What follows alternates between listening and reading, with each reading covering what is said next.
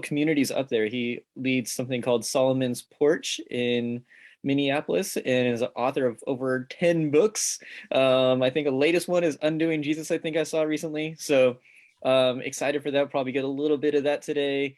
Has been leading just conversations on how to dive deeper into our spiritual life and what it means to live a life of love and liberation with one another. So just really super excited to do that. He has a podcast, leads another community which Pastor has taught at, and Pastor's been on his podcast. So just one of shares a lot of the similar mind and spirit that we all walk in. So just super excited to hear from Doug today. Know there's a breath of wisdom and joy.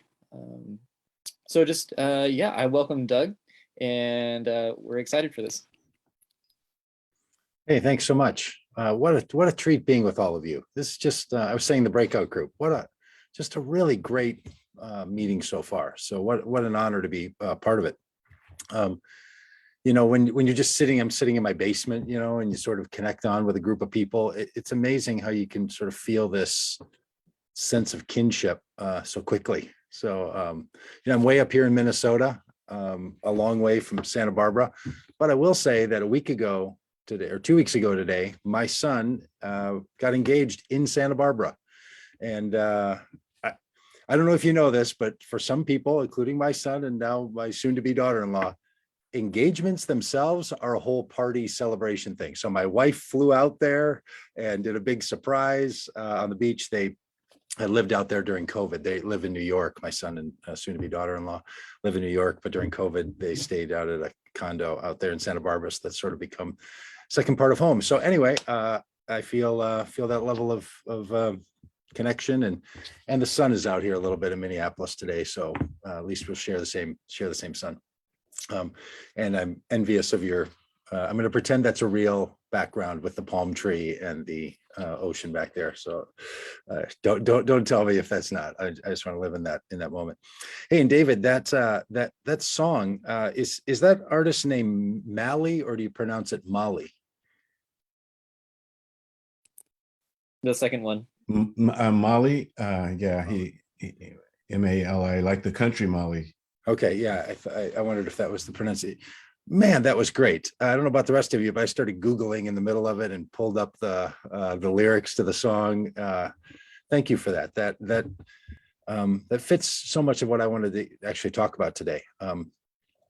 As Matt said, I'm a pastor. I used to pastor a church called Solomon's Porch. I've been done with that role for 2 years and have spent the past 2 years trying to help white religious people do good things in politics instead of doing the things that they've been doing for the last couple of years. So that's how I spent a lot of my life and time in an organization called Vote Common Good.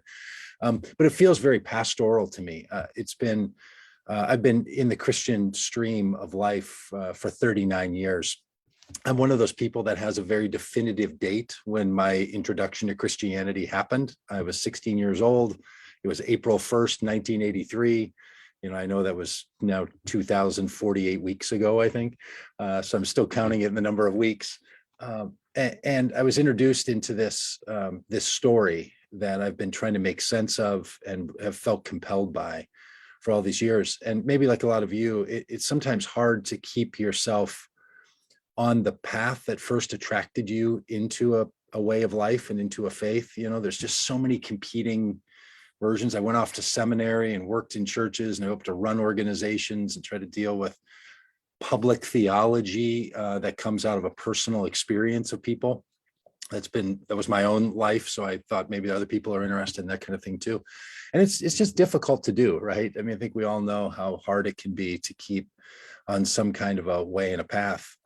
So I've tried to create communities and do public theology and start organizations, and David was good enough to come spend some time with us at a thing I created called Master Lab, where regular old people can get master level of teaching in theology, spirituality, and public engagement. And so I try to do that really because I'm trying to live on this path that I heard Jesus first talk about. I don't know if any of the rest of you have a moment where you remember being introduced, or a moment where the sort of teaching of Jesus or the teaching of your faith, whatever your faith is, opened up to you and there was that sort of kind of deep, heartfelt purity to it in this sense, right? And you can spend a lot of your time trying to get back to that, right? Trying to say, like, what was there at the start, that sort of, first love kind of notion. So I wrote this book that Matt referred to called Outdoing Jesus. And I just want to reflect a little bit on it. I was thinking that's what I wanted to talk about. And then David played that song and in that first video, and called Miracle. And I'm like, oh my gosh, that is like, David, maybe you knew this, but it's like pulling sections right out of I went over after it was done, grabbed a copy of the book and opened up to a section. I'm like, that is like that song is like a beautiful lyrical musical version of stuff I was trying to write in sentences and paragraphs in a book. So if I could, I'd love to share a bit about this with you. The opening of the book, called Outdoing Jesus, says, we're all capable of miracles, even Jesus-like miracles. You and me, all of us, can do greater good works in our lives than Jesus did in his. Now, some of that's just like how you write a book to get people, hooked at the start, right? But actually, I wasn't the originator of this idea. It's a teaching of Jesus, where Jesus says, "Those who believe in me and do the works, those who believe in me will do the works that I do, and they will do even greater works than these." Somewhere in my early days in Christianity as a teenager, I heard that phrase. I think we were asked to read through the Gospel of John, which is the only place that Jesus is quoted saying that.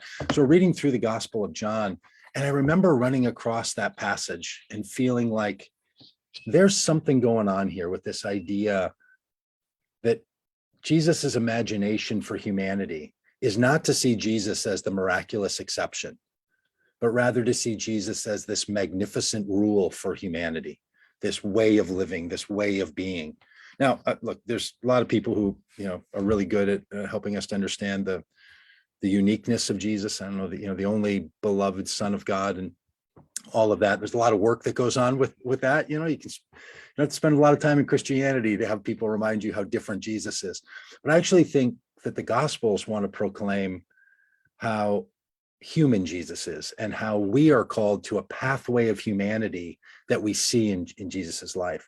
So this idea that those who believe in him will do the works he does, and even greater works than these, that notion to do greater works, man, because I wrote a book on all this stuff, so I spent a lot of time going around talking to people, regular old folks, stuff on social media, individual conversations, pastors. I'm like, hey, how do you think about this idea that Jesus says we can all do greater works than these? And man, you should hear the explanations people have. The feeling of like having to work so hard to have Jesus not say the thing that he actually said. It's like this lawyerly response to, well, I think Jesus would want to walk that one back if he could, like he's some sort of politician that maybe got out over his skis and, said the wrong thing. I actually think not only is that what you're supposed to hear Jesus having said, but I think it's the point of the Gospels. And that's what I love so much about that song, right? The song starts this thing says, I've got the lyrics up in front of me because I pulled them up on YouTube. What's the use of the sun if the earth can't feel the glow? If it couldn't make flowers grow, it wouldn't be a wonder, it wouldn't be a miracle. In other words, what's the point in some miraculous thing at one place at one time if it's not of use? Like, that's the thing that really was eating away at me. What would be the point of reflecting back on some miracle worker that walked the earth one time in one other place and did a few things if we don't access all that now? Like, there's a better story. And I think the reason the Gospels are powerful, I think the reason I stay in the Christian tradition, and by the way, I know that people in other faith traditions also find their own links to their own teachings that have the same thing. It's actually one of the commonalities that we're called to live out a way of God in the world. And because I happen to be in the Jesus tradition, that's where I root myself, is in that flow. So this idea that captured me, and I want to share a bit with you today, is that Jesus wants us to consider all humanity, that there's a way of life that does and outdoes anything that we would read in the Gospels. because I think the way the God, and by the way, I think I mentioned this, that phrase of Jesus, those who believe me will do the works I do and even greater works than these. It's only in the Gospel of John. When I got into Christianity, I didn't know anything about anything. I wasn't raised in a religious family. I'd never opened a Bible in my life. I didn't know Christmas and Easter were connected to each other, like just zero things, So I had to sort of take a crash course as a teenager and young adult in all of this. So I didn't know that there were 4 Gospels. Some people, they've known that since they were a little kid. And I didn't know that 3 of the Gospels, Matthew, Mark, and Luke, actually have a little nickname for them. They're called the Synoptic Gospels, meaning they're kind of synonymous with each other because they're very similar. A few things are in different order, but pretty much same stories, very similar order. They sound and feel an awful lot alike. In fact, you'd have a hard time distinguishing one from the other if you heard a phrase come out of it. But then there's the 4th Gospel, which is the Gospel of John. And that one, to borrow a phrase from Sesame Street, that's the one that's not like the others. That one feels different, looks different, sounds different. In fact, there's a whole set of things in the Gospel of John that aren't in the other Gospels, including this phrase. Well, the works that Jesus is actually referring to when he says, those who believe me and do the works that I'm doing, it's actually the 7 miraculous signs that are in the Gospel of John. The Gospel of John only has 7 miraculous signs. Like you read through Matthew or Mark or Luke, like miraculous signs are just sort of popping up all over. They're not really in any order. They're certainly not numbered the way they are in the Gospel of John. And they're kind of just a collection. But in the Gospel of John, there's 7, specifically 7. And I think the reason there's 7 is because the Gospel of John is supposed to serve as a creation story for a new way of humanity. It actually takes its cues from the book of Genesis. In fact, you might even know that the book of Genesis starts out, with that great beginning, which is in the beginning, God created the heavens and the earth. The Gospel of John also starts out with a poem, just like Genesis does. In the beginning was the Word, and the Word was with God, and the Word was God. So they both begin with this creation narrative. The book of Genesis, how did the people of Israel become the people of Israel? And in the Gospel of John, how does a people, all people, join in the way of humanity that brings about goodness and inclusion and empathy and celebration and abundance and fearlessness and liberation? So this is what I think is going on in the Gospel of John, is that it's laid out as a creation narrative. So just as the book of Genesis has 7 days of creation, with the 7th day being the day of rest, the book of John has 7 miraculous signs, and only 7, and it numbers them. The first one's the water to wine. The second one is the healing of the little boy. The third one is the man at the pool. And it starts to say, this was the first miracle Jesus did. This is the second miracle Jesus did. This is the third miracle Jesus did. Little side note, those miracles that are in John, they're not in the other Gospels. Now, there's some that sound familiar, like, I think Jesus healed a little child in one of the other Gospels, but the details are different. There's one walking on water that seems really familiar, but again, the details are different. The feeding of the thousands, details are so different that it's a radically different story. And then the Gospel of John includes this big one as number 7, and that's the raising of Lazarus, right? That's we're back. You okay? Yeah, we're good. Somebody unmuted themselves. Oh, no problem. So this raising of Lazarus is the 7th miraculous sign in the Gospel of John. And it only goes through 7. And then after that 7th one is when Jesus says, those who believe in me, they'll do these same works, and they'll do even greater works than these. Almost like Jesus is this artist or this coach or a parent that wants their child or grandchild or student or protege to outdo them. Right? Everyone wants those who follow you to do it more graciously and better than you would, because you're not in competition with your parent or your mentor or your teacher. You just want to keep going on the same path, right?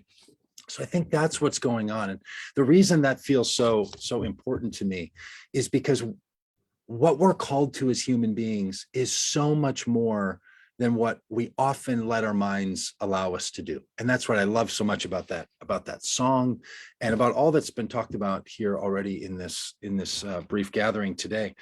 This idea that Jesus is the miraculous or as the magnificent rule, that can, for some people, that feels overwhelming, right? Like, it's been funny to talk about these ideas with people and write a book about it. People are like, look, the idea that I got to outdo Jesus, that just torments me. Like, I feel like I'm living in some family where I've got some older sibling that I'm supposed to be better than, like you're in competition. And I know that can land on some people that way. I think it's really just the opposite of that. It's this very open and gracious narrative. And let me just say one other thing. The word believe, in that little construct of those who believe in me will do the works I'm doing. For some people, they turn that belief into an exclusivist phrase. And I can understand why, because a lot of times we hear the word believe and we think about instead the word belief. Not to be all Schoolhouse Rock about this, but there's a difference between a verb and a noun, and belief is a noun. It's a thing that you can hold, you can identify, a person, place, or thing. Believe is a verb. The same thing in the language that the Gospels were written in. In fact, the Greek word that's used in that writing of that gospel, the word believe is used in the Gospel of John. The verb is used in the Gospel of John 88 times as a verb. It's used as a noun, belief, 0 times.